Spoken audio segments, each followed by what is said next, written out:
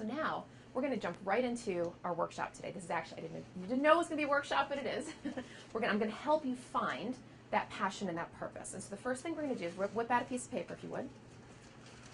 I'm going to take you through an exercise. Some of you have already been through this, but it's always good to do it again in case you have. Okay?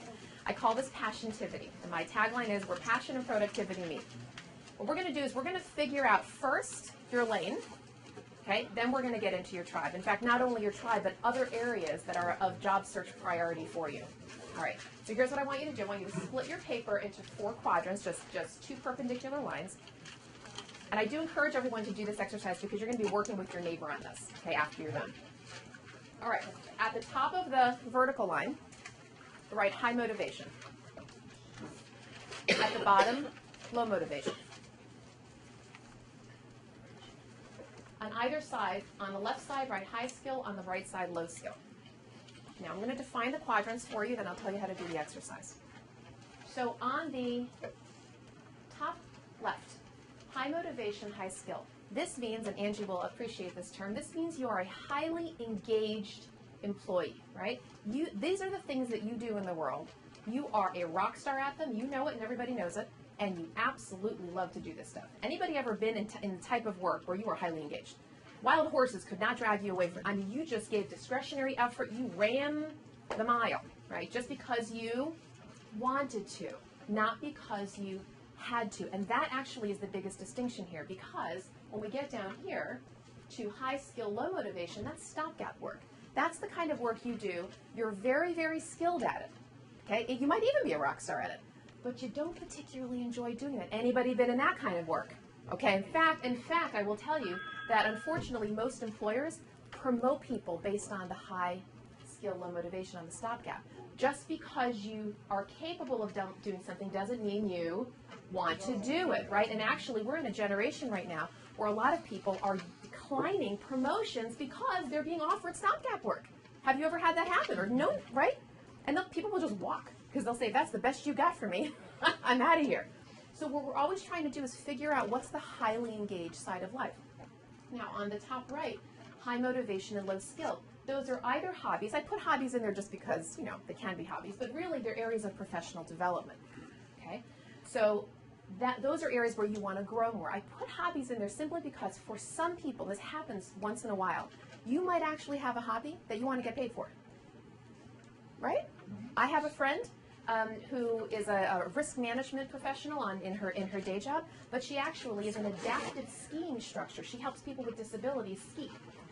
And this is something that she's developed so much as she developed it, it's actually flown over here into her high skill, high motivation, and she's actually considering full-blown just leaving her risk management and going completely full-time into this work, right? Because she's developed it to such a strong level. So you can do what you're passionate about doing, right? That which you do for volunteer, almost. You can actually push it over into this side. And then, of course, low skill, low motivation is just don't even bother. This is the disengaged work. This is the stuff that will drain you. Right? We know what this is. Your low is always opposite of your high. Always. So let's make it personal. You help me do this for myself. You guys have known me for 5 minutes now, so maybe you picked up a little bit about me. So if I were filling out my high, what are some of the things you might think that I would put in there? Networking. Absolutely. Coaching, yep. Public speaking. Yeah, things of that nature. Coaching, counseling. You don't necessarily know I'm a good writer, but I write as well. I also happen to have a side hobby for event planning. You wouldn't know that, but I kind of figured that out. I've done some volunteer work, and I actually love it. It might actually kind of go on the line here. Not to say I want to do it as a full profession, but I happen to have a skill in it. And for me, one of the reasons why I love, let me back up. One of the reasons why, I want you to write that word down. Why? We're going to get into that. Why I love doing that is not because I'm necessarily all about the color of the napkins, right? I want to connect people, right? So event planning gives me an opportunity to do that. If I put on a conference or I put on a program and I get people like yourselves into a room who are connecting with each other, my little heart goes pitter-patter. I'm sitting there in the back of the room watching the audience like, oh, isn't this great? Everybody's meeting each other. That's why I love event planning. Does that make sense? Okay. So here's my high. Now, what might be in my, this is a little trickier. What might be in my high-low? Stopgap work. So things I might do pretty well, might need to do, but I don't particularly enjoy it. There's PowerPoint. Yeah, exactly. Okay, yeah, it's okay. It's all right. Maybe strict HR work. Strict HR work. Yeah, absolutely. So you mentioned benefits, right? So, and I'm not an HR generalist, but absolutely that would be something that would be stopped there. I could probably do it, but my low is going to be what? If this is all the people stuff, that's going to be all the numbers, all the paperwork, process, routine. Don't do that work. This is not me. It's just not me. It's opposite. So here, actually, one of the things in recruiting is something we call sourcing. Sourcing means you go and source the candidate. You go find the candidates. So I'm an expert in LinkedIn. I do advanced training. In fact, I'll be coming back here to do one here.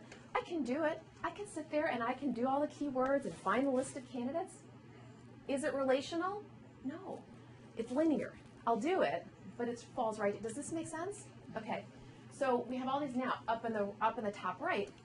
I've recently gotten involved in some executive coaching. Makes sense, right? Makes perfect sense. But I have a lot to learn. Okay, so that would be absolutely an area of growth for me. Maybe even organizational development, right? Because I'm very much into how organizations and their people connect and engage in input. Does this make sense? How you fill this out, okay? So what you're going to do is we're going to take about 5 minutes. And in fact, even if you were doing this by yourself, I would still only want you to take 5, maybe 10 minutes, because this should really be an organic process. This needs to come right out of you and flow onto a piece of paper. So I want you to do 5 minutes, work by yourselves, okay, at first. And you're going to jot down what you think would be in these areas. Now I have to make a caveat for you. We are talking about hard skills. So a hard skill is a functional area, something that you physically do, right? We talk coaching, counseling, what have you, not your soft skills. I'm not looking for you to say here I'm a team builder. You might say team building, but I'm not looking for team builder. I'm not looking for organized. I'm not looking for creative. Those are great skills, but for the purpose of this exercise to help you find your lane, I want you to strictly stick with your hard skills, the functional areas, the core competencies, right, that might be on your resume. Does that make sense? Okay. So you're going to do this for 5 minutes, and then I'm going to call time, and then you're going to turn to your neighbor. And what I want you to do with your neighbor is I want you to read to your neighbor, right, what you have on the piece of paper in this order. Ready? I want you to label these boxes. A, top left is A, bottom left is B, top right is C, and the bottom is D. So A, B, C, D. You're going to read that to your neighbor, okay? And then you and your neighbor are going to have a little discussion to sort of figure out kind of who you're being. Maybe your neighbor even can help you to figure out what's the passion that's coming through, because it might be that there's a theme coming through your high. There always is, actually. I've been doing this for years.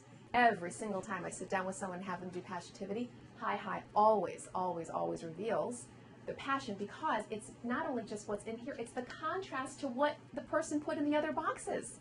So if I put accounting and budgeting and all of that in low, you know that in my passion, what I'm not is someone who's just going to be an analytical, structured, right, type of person.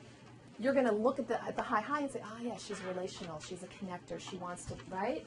And then you're going to look a little deeper and say, oh, it's not just that she's a connector, she wants to help people discover who they are and their destiny. Does this make sense? There's themes that will come out of this, okay? So you're going to spend 5 minutes, and I'll call time, so I'll tell you when, and then you're going to talk to your neighbor for about another 5 or so, and then we'll keep going. Yes, sir? Yeah, I have a question on the hard skills. Yes. Okay, would negotiation be considered one? Yes. Okay. Yes, negotiation, yes, negotiation, the actual act of negotiating, Right. yes, would be considered a hard skill. Anybody have any other questions about what a hard skill might be? What about working with identifying and working with partners to produce some kind of Yeah, so like partnership development, partnership identification, something like that, absolutely. Yep. There's something that you're physically going and doing. Yes? What about researching? Research, absolutely. Yep, hard skill. Yep. Any others you have a question about? Make sense? Okay, so hard skills. Ready? Okay, so we're going to give you 5 minutes to do this. So ready, set, go. And if you have any questions, raise your hand. I'll come over.